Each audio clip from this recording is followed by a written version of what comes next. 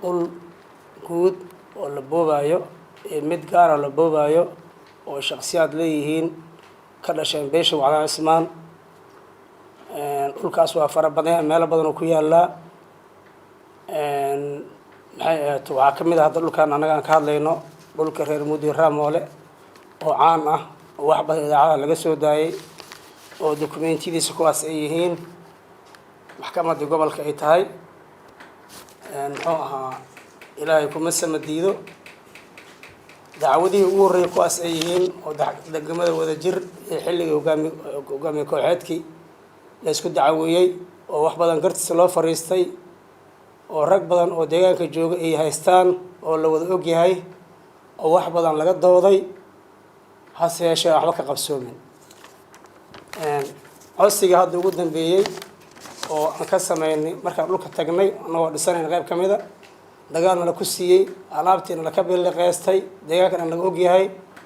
saldhigga Wadajir uu og yahay maxkamadda ay og tahay meel walba laga og yahay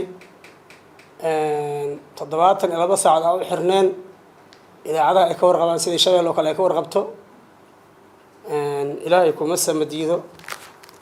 marka aan galkii maxkamadda gobolka furnay invitada gobolka uu nasiiyay tan tahay oo dadkii loogu yeeray maxkamaddani iimaan waaye doodana ilaa hadda taagan tahay waxaa kaloo ka mid ah dokumentii dhulkaas xaaltooyada reer Mudug Raamoole oo taas tahay oo ay maxkamadda sameysay deegaanka odayaasha ay ka qayb galeen la wada og yahay wuxuu ahaa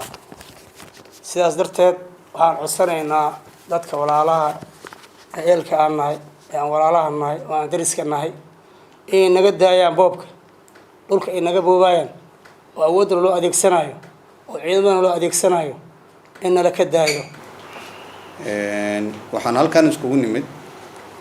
inaan ka hadalno arrimo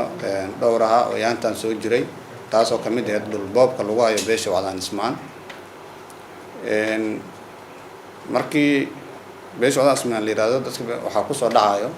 beeshaas meesha ay degto beeshan waxay degtaa laga bilaabo Banaadir qayb kamid ah ilaa Afkooye laanta Buur Jasiira waxaan rabaa inaan si gooni ah u xuso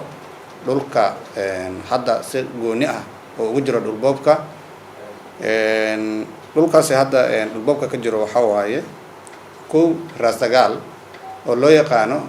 safeynta batroolka garas iyo Aqab waxa waaye garas Gawaan garas Jaalle al Dheere Jasiire el Huur Daayqooy iyo Carbiska waqooyi koonfur saawado ognahay maalmahan waxa halkaas ka jiray sanadahan la soo dhaafabo dhul boob aad u baasan ay sameynayaan dad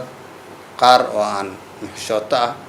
oo aan dadna u naxaynin deegaan aan u naxaynin oo aan ka shaqeynaynin midnimada walaalaha ummadda Soomaaliyeed waxaana leeyahay waxyaalaha aad ku fikireysaan inaad ka wantowdaan oo aad ka baqdaan Allah subhanahu wa ta'ala idin abuuray Afgooye Wacdaan dhulkaas wuxuu ka mid yahay dhulka Afgooye Jasiir waxay tagtaa Afgooye waxa hadda ka socdo dhismo la dhisaayo